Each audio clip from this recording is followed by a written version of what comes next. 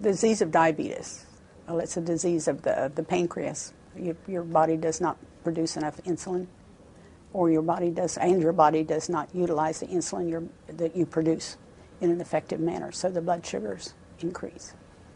Okay, so you have quite a bit of scientific information about that, don't you? What do you think causes diabetes? What do I think causes diabetes? I don't know. Probably a lot of factors. Genetic would be one. I don't know that lifestyle. I've always tried to eat healthy and have never been very big. I can thank my father for that. He was a small person.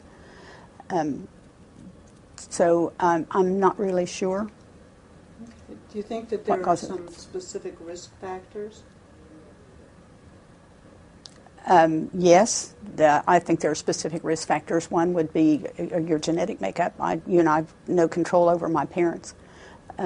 Lack of exercise, probably just poor health habits. I don't think eating a lot of sweets causes diabetes, but not exercising and not eating properly and not just not having good health habits all through your life may contribute to it.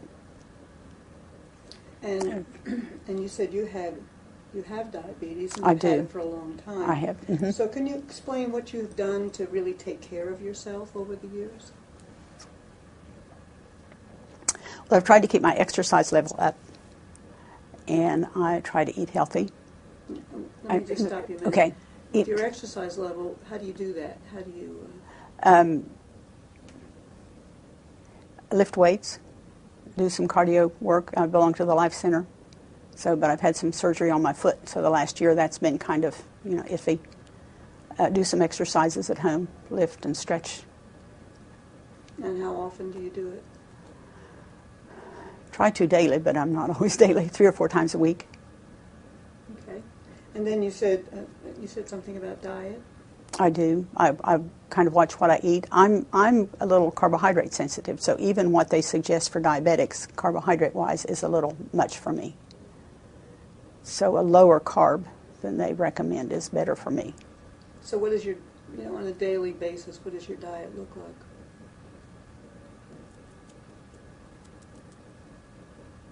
I'm not sure what you mean. What would an average day? What would you have for breakfast, lunch, or supper?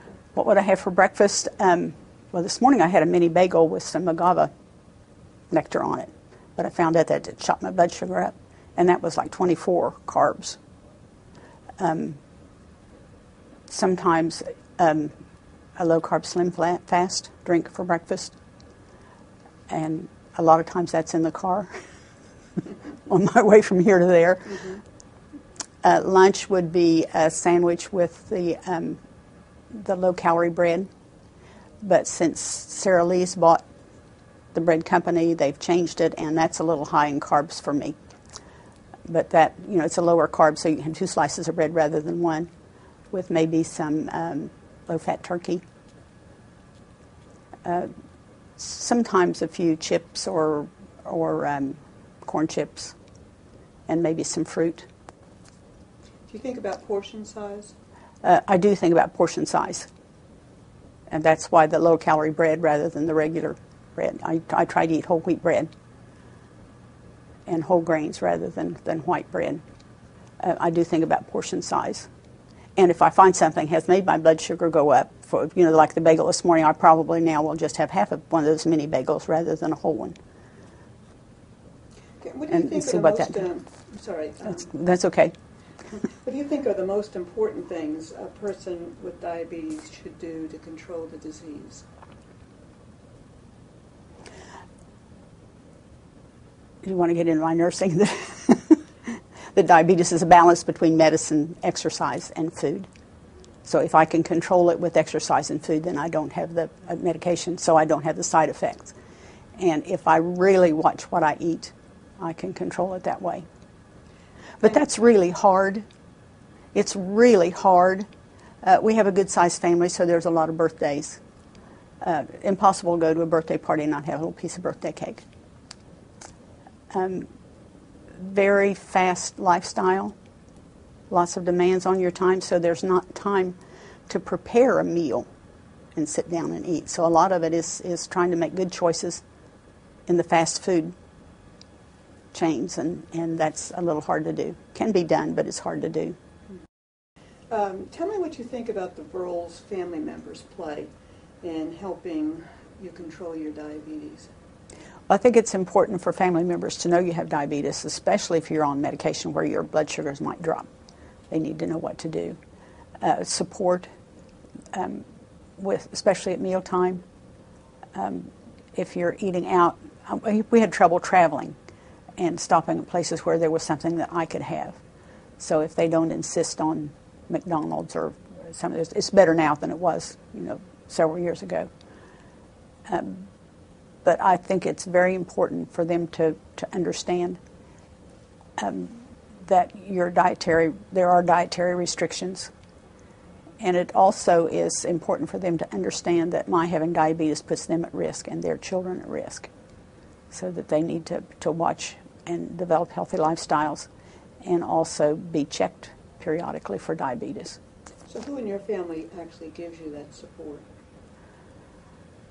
Well, all of them. My husband, I have 5 children and spouses and grandchildren, and they all do. Do you talk to them about diabetes?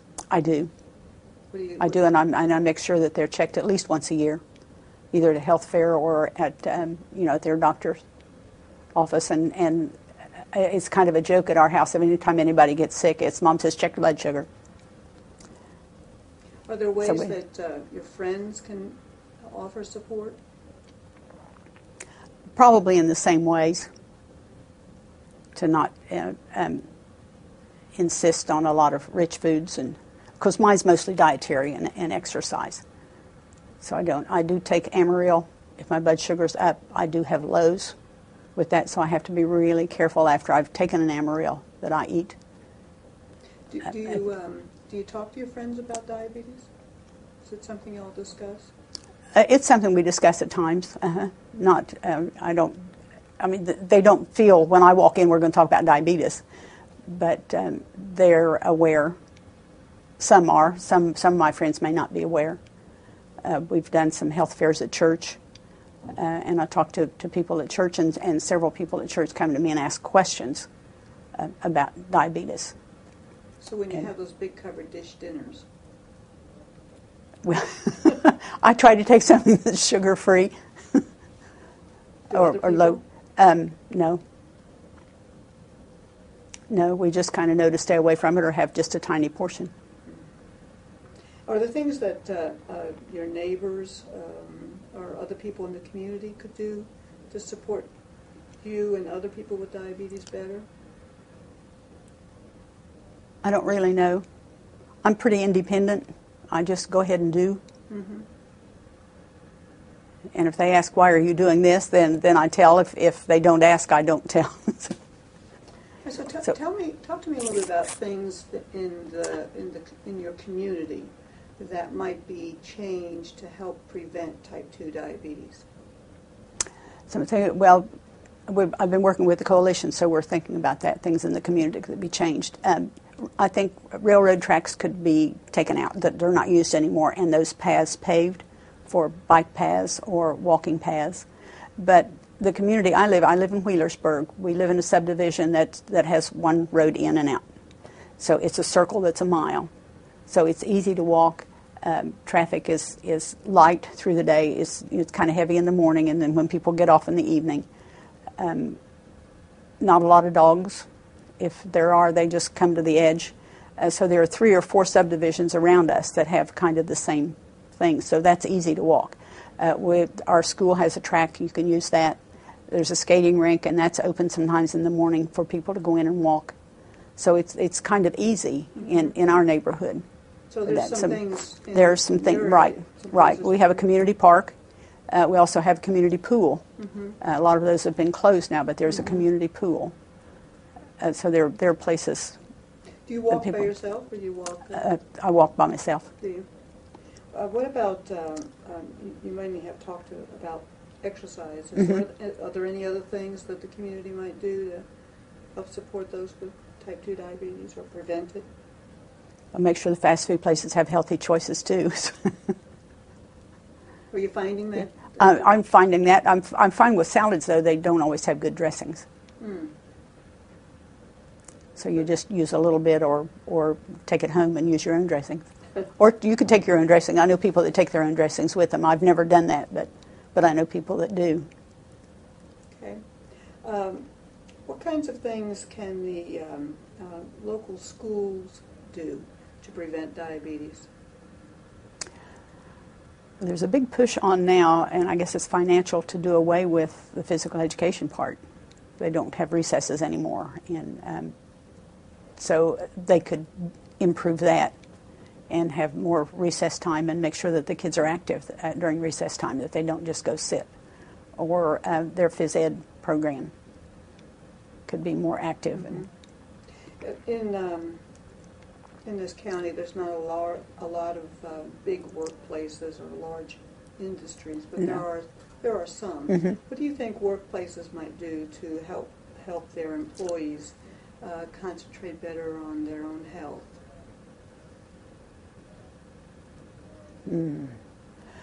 A lot of the organizations around here have health fairs. I used to be involved in that. We gave flu shots and we did blood sugars and blood pressures, and that was kind of an annual thing, and distribute a lot of information in that way. Of course, they could always provide a place for people to walk on their lunch hour. Do you think when we give people health information, do you think they read it, pay attention to it? Some do. And you can usually tell what their interest is. Mm-hmm. And when I was involved in health fairs, a lot of time I would only give it to people that showed an interest, mm-hmm. rather than just let them go by and pick up everything off the table. Tell me about the most important thing people need to know about diabetes, and particularly type 2. That it's a life-changing disease. You need to live a very controlled life, and I think most of us don't. You need to plan ahead at mealtime and travel time, especially if you're on insulin or even the other medications. If you travel outside the country, you need to take a supply with you. Mm-hmm. What was that question again? You're gonna edit this some, aren't you? Yes. Okay. Oh, good. Oh, good. The most important thing people need to know about diabetes.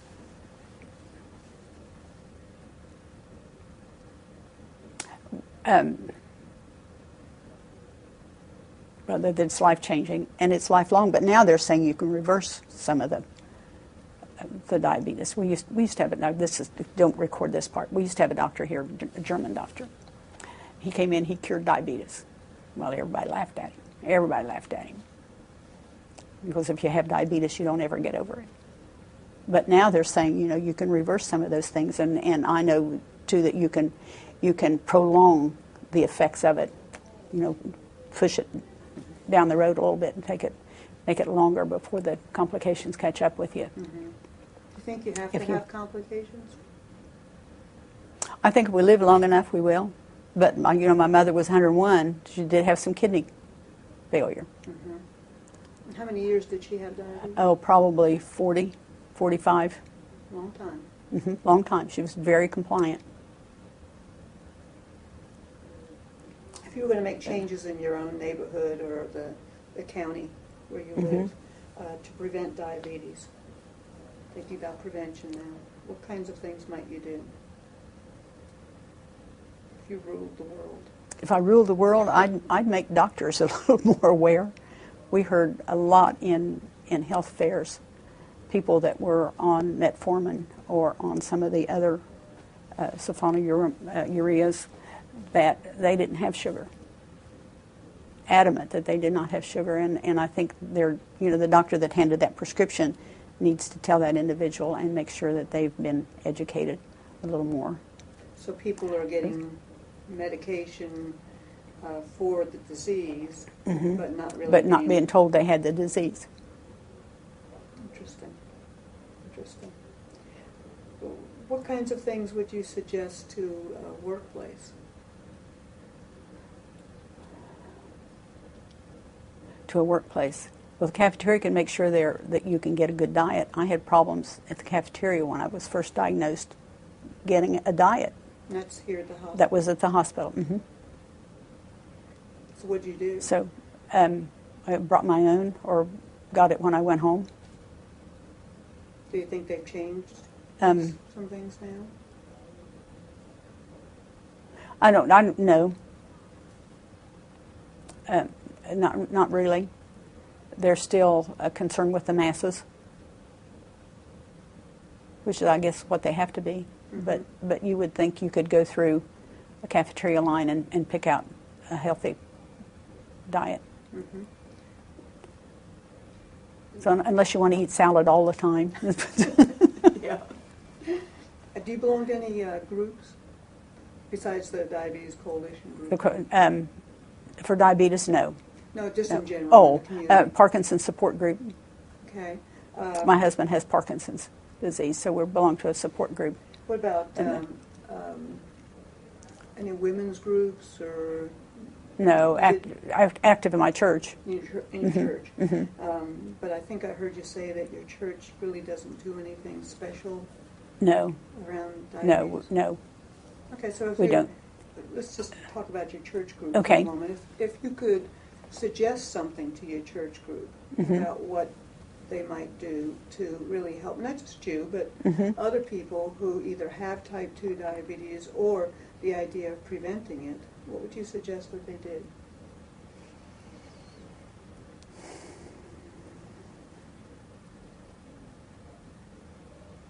I don't know. That's a hard question. Yeah, and you should have given me some time to think about that. Do you have people overweight? We do. What could we do as the ladies? Okay, we could start an exercise group and meet once a week and just exercise together. Either walk around the gym, or we have a good-sized gym, or a Weight Watchers kind of thing, or some dietary education. Do you think people would join in? Some would, and we have done it in the past, and at the very beginning there's good response, and then it dwindles. How do you keep people motivated after that? I mean, that's well, how do you add one more thing to a life that's already too full? And that's, most of the women now have full-time jobs and have full-time families and try to be active in the church too, and you just can't take another thing piled on your plate. And that's basically all the questions I have. But before we conclude, is there anything or any stories that you might want to share about living with diabetes?